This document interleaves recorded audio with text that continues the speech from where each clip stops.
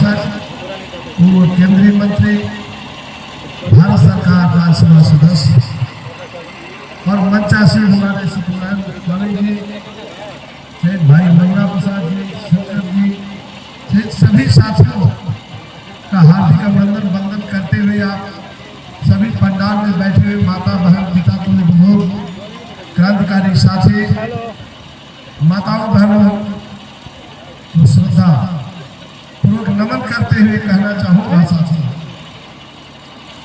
कि शहीदों की एक बड़ी परंपरा है। अगर शहीद नहीं होते तो क्या अंग्रेजों से देश को आज़ादी मिल जाती? जरा आप विचार करें, 1857 की क्रांति है तो 1947 तक चली है, 90 साल की लड़ाई के बाद तो देश आजाद हुआ।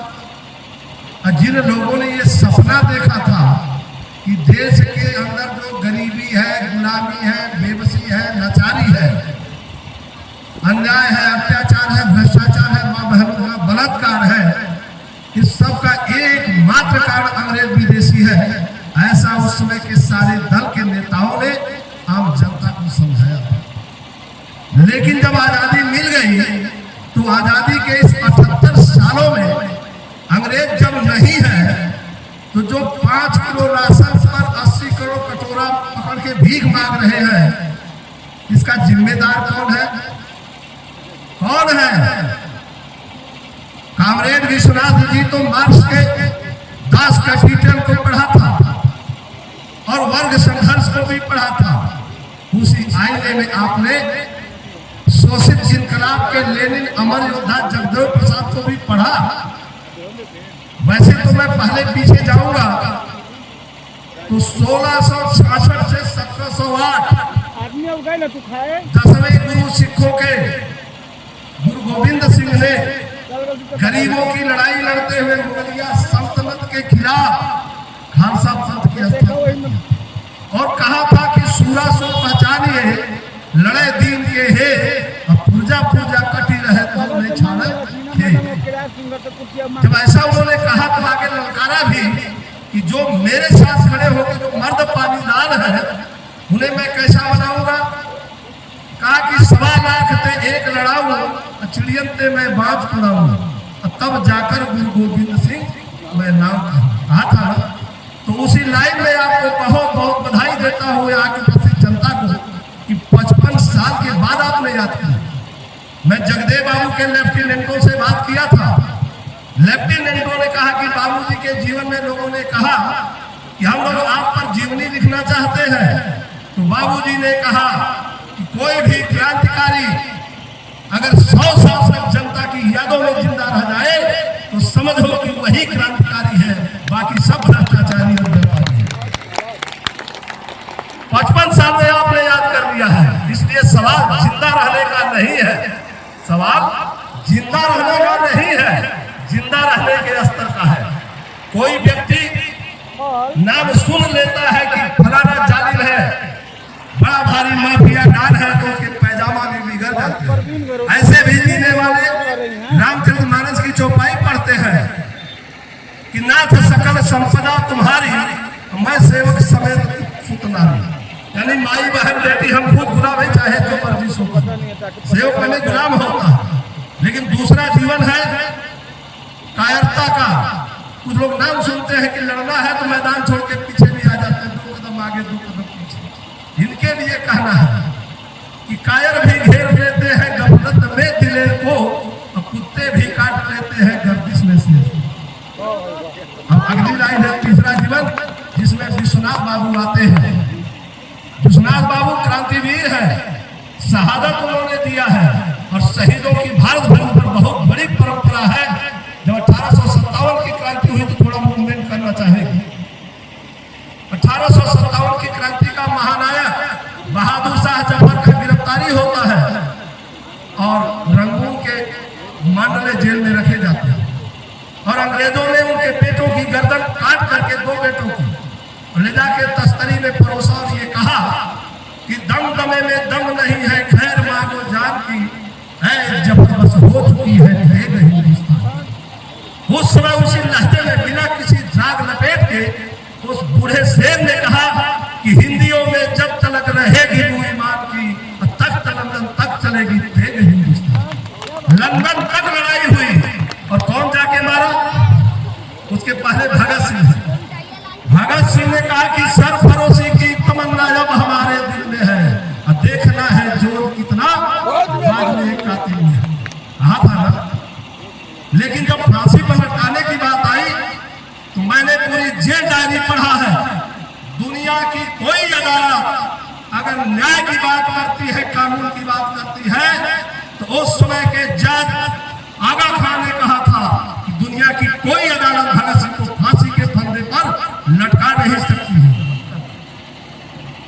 जो मैंने जेल डायरी पढ़ी है सुनाता हूं, पुलिस प्रशासन के लोग भी सुने। भारत का आईपीसी सीआरपीसी जेडे मैंने पूरा चढ़ा है, 10 देशों का संविधान भी पढ़ा है। उस आईने में कहना चाहूंगा कि भगत सिंह के ऊपर आरोप है कि सम्राट जॉर्ज पंचम के खिलाफ युद्ध छेड़ने का आरोप है, और इन्होंने संमति में बम फेंका था, युद्ध छेड़ने का आरोप है। लेकिन सवाल उठता है कि आप मेरे देश पर तुम आक्रमणकारी हो, मेरे घर में डकैती कर रहे हो, तो तुम्हें मारने का मेरा हक है। इस पर मेरे ऊपर कोई एफआईआर नहीं होगी, क्योंकि आईपीसी की धारा 194 से 104 तक पढ़ लीजिए, पूरा आत्मरक्षा का अधिकार है। दूसरा, भारतीय संविधान का अनुच्छेद 21 आत्मरक्षा का अधिकार है।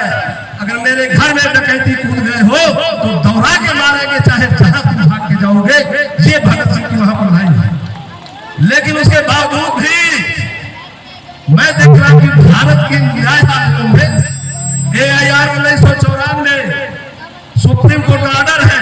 जोगिंदर कुमार बनाम उत्तर प्रदेश राज्य जहां का मैं रहने वाला हूं, यह 60% निर्दोष लोग जेलों में बंद है।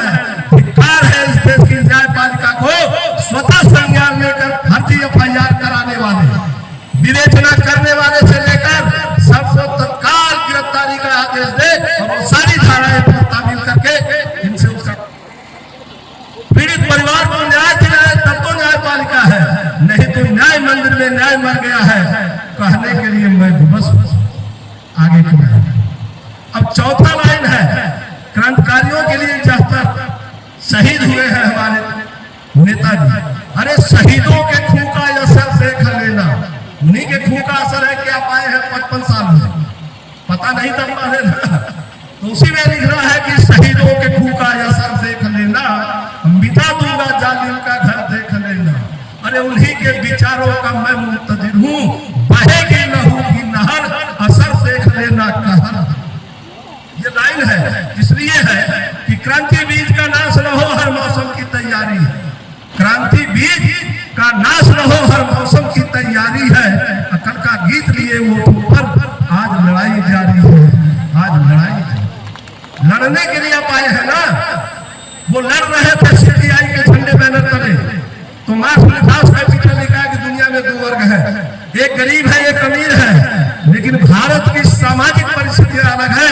अभी chief justice of India Suryakant ji ने कहा है UGC के मुद्दे पर कि हम मूक नहीं बने रह सकते, जातिवाद को मिटाना होगा। तो मैंने उन्हें निवेदन के साथ कहा कि सरकार, डॉक्टर BR अम्बेडकर ने जाति भेद का विनाश क्यों और कैसे किताब भाषण देने के लिए रोका गया, जो उन्होंने भाषण लिखा था समर्पित किया है, उसके ऊपर ही लिखा है कि स्वराज्य है no significance without caste society. आजादी का तब तक कोई अर्थ नहीं है जब तक इस देश में जातिवाद जिंदा है। इसलिए जाति विनाश बहुत जरूरी है। लेकिन भारत का इतिहास बताता है 3500 साल भगवान बुद्ध से लेकर आज तक कोई मर्द पानीदार पैदा हुआ तो भगवान बुद्ध से लेकर बृहद्रथ तक, नहीं तो सम्राट हर मर्द। बाकी कौन है? कोई नहीं। तो मैं आपको याद दिलाना चाहूंगा, हिंदू मुस्लिम का दंगा कौन कराया, किसने कराया? जब भारत का संविधान की प्रस्तावना करते कि राष्ट्र की एकता अखंडता बनाए रखने के लिए बंधुता बढ़ाने वाली बात होनी चाहिए, तो गांव-गांव में हिंदू मुस्लिम का भाग बढ़ाने वाला देश तो ही है, राष्ट्र तो ही है। इसके लिए बीवी Nagarathna supreme court chief police बनने वाली है, वो और हमारे केएम जोसक साहब 22 अक्टूबर 2023 में ऑर्डर दिया है कि भारत के किसी भी कोने में अगर कोई भी नेता, कोई भी आम व्यक्ति अगर वर्ण भेद, जाति भेद के आधार पर व्यवहार करता है या ऊंच नीच का व्यवहार करता है, जो भारतीय संविधान का अनुच्छेद 15 मूल अधिकारों के विरोध में अगर कोई बात है, बिना कहे स्वतः संज्ञान लेकर थाना पदाधिकारी और उस जनपद के पुलिस अधीक्षक की जिम्मेवारी है, तुरंत FIR दर्ज करो, न्यायालय में हाजिर करो। आज तक कुछ हुआ का कहीं? बटोगे तो कटोगे, एक रहोगे तो सेफ रहोगे। क्या चल रहा है, क्या चल रहा है? 80 करोड़ लेकर कटोरा भीख मांग रहे हैं। इसलिए मैं आपसे कहना चाहूंगा कि जब भेड़ियों से दोस्ती की है तो भूख से डर लगता है, भेड़ियों से दोस्ती की है तो भूख से डर लगता है, बाबाओं से दोस्ती की है तो त्रिशूल से डर लगता है। अरे हाथ से ऐसे गुजर रहे हैं चमन के अंदर कि डर कांटों से नहीं, डर फूल से डर। इसलिए मुझे कहना है, अखंड भारत बना के हमारे दादा परदादा ने दिया था। भारत भाग्य विधाता, अखंड भारत के निर्माता दादा चंद्रगुप्त ने 58 लाख वर्ग किलोमीटर का भारत दिया था, और आज भारत का क्षेत्रफल मात्र 32,87,263 लाख वर्ग किलोमीटर। शेष हमारे भारत को तोड़ने वाला देशभक्त है या देशद्रोही, फैसला आपके हाथ में। ये देशद्रोही लोग हमें राष्ट्रभक्ति का उपदेश दे रहे हैं और हमें मुसलमानों के खिलाफ बगलाते हैं। जब बात से हम थकते हैं तब ये लोग भाषण देके हमें सुनाते हैं। मैं उसी गरीबी से निकल कर आया हूँ, किसी के रहमो करम पर नहीं। खेतों में मजदूरी और मेहनत भी मैंने किया है, और डॉक्टर अम्बेडकर से मात्र 3 डिग्री हमने कम पाया है, वो भी गरीबी के कारण, वरना विश्व की सबसे बड़ी डिग्री मेरे पास। ये है गरीबी, और गरीबी तो घातक है ही, गरीबी से भी ज्यादा घातक है अपमान। जिस देश में जाति के आधार पर सम्मान और अपमान मिलता हो, उस देश में भला लोकतंत्र जिंदा कैसे रह सकता? इस देश में 80 करोड़ भूखे नंगे हैं, और एसएसओ की रिपोर्ट कह रही है कि 1 अरब 20 करोड़।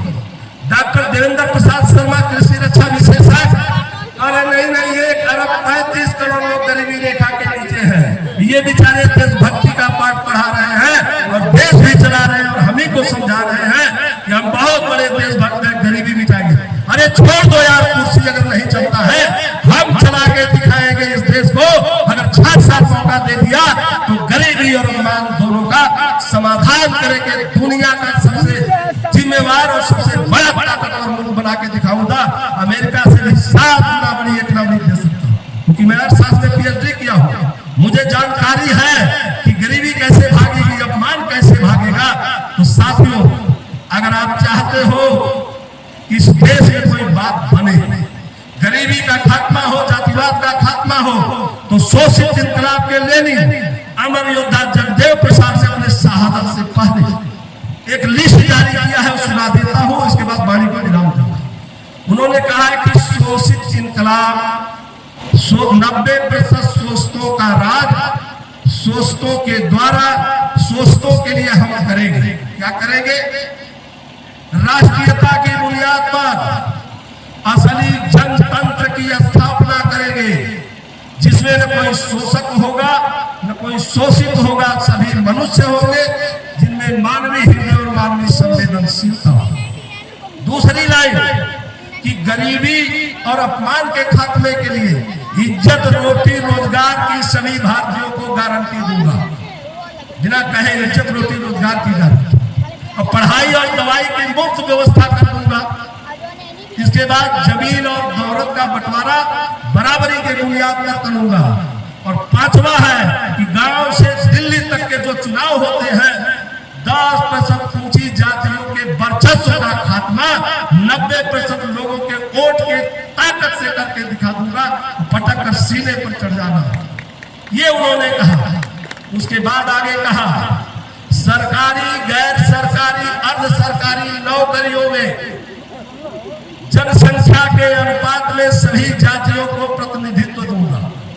आगे फिर कहा कि 1967 की मूल्य सूची के आधार पर किसानों को फसल का वाजिब मूल्य दूंगा और वो लाइन समझ ले। 1967 में 1 रुपया 25 पैसा किलो चावल और 85 पैसा किलो गेहूं, 15 पैसा लोहा और 5 पैसा सीमेंट था। आप वोट दे के सरकार बनवाते हो गांव से दिल्ली तक की बात, क्या लोहा की कीमत चावल से ज्यादा हो गई कि नहीं? जरा हाथ फैला के देखो ना, गांव घर में सीमेंट का भी कीमत ज्यादा हो गया और गेहूं का भी और चावल। यानी किसानों के हित में किसी सरकार ने कोई फैसला नहीं लिया। आगे जगदेव प्रसाद ने कहा कि भारत के प्राथमिक से लेकर PhD तक के विद्यालयों में, विश्वविद्यालयों में बाबा साहब अम्बेडकर की प्रत्येक पुस्तकें रख के पढ़वाने का अनिवार्य कर दूंगा, ताकि लोग भारत के इतिहास को समझे, उनकी ताकत को समझे और सही मायने में संविधान को लागू करने लायक बने। 1967 में जगदेव प्रसाद ने आगे भी कहा कि इस देश में सूखा और बाढ़ दोनों से किसान तबाह और बर्बाद है। किसानों की खुशहाली के लिए 7 साल में लिखित गारंटी देता हूं कि सूखा का भी प्रबंध करूंगा और बाढ़ का भी इंतजाम कर दूंगा। न सूखा रहेगा न बाढ़। अरे भाई, हर 40 किलोमीटर पर हमारे यहाँ नदियां हैं, नदियों में 40-40 किलोमीटर पर डैम बनवा दूंगा, जल विद्युत उपयोग करके मुफ्त बिजली दे दूंगा, मुफ्त पानी दे दूंगा, हर हाथ को पानी, हर हाथ को काम, हर खेत को पानी दूंगा, भारत को ही जापान बना दूंगा। इतनी बड़ी बात कहने के बाद 43 दिन जिंदा रहने दिया इन बेईमानों ने, मात्र 43 दिन। 23 जुलाई 1974 को घोषणा करते हैं और 5 सितंबर 74 को हत्या कर दी जाती है। और समझिएगा इस देश में क्या हो रहा है। आप ईमानदारी से अपने वोट की ताकत समझ लो, एकजुट हो जाओ, अपने आप मैदान छोड़ के लोग भाग जाएंगे। उसके बाद इंसाफ कर दोगे तो 100 में 99% अपराध में यही पकड़े जाएंगे और न्यायालय में भी हम ठिकाना लगा देंगे। इसलिए मैं वाणी को विराम दूंगा, बड़े भाई को भी जाना है, वरना बहुत बात कहता, लेकिन कहना चाहूंगा कि मिटा दो नजीरें गुलामी की, मिटा दो गुलामी की नजीरें शोषित, गुलामी की बेड़ी में जकड़ा वतन है। अंग्रेजी हुकूमत से हुआ देश आजाद, पर सामंती सत्ता से जकड़ा वतन है। अरे तुम ही हो प्राचीन, तुम्हारा वतन है, मरते दम तक हम यही कहेंगे, हमारा वतन है, हमारा वतन। भगत सिंह ने तो कहा था, बंद करता हूँ, भगत सिंह ने कहा था कि सरफरोशी की तमन्ना जब हमारे दिल में है, और देखना है जोर कितना बाजू एक का दिल में है। और अगले चरण में जब फांसी पर लटकाया जा रहा था, ले जा रहे थे लोग अपने साथ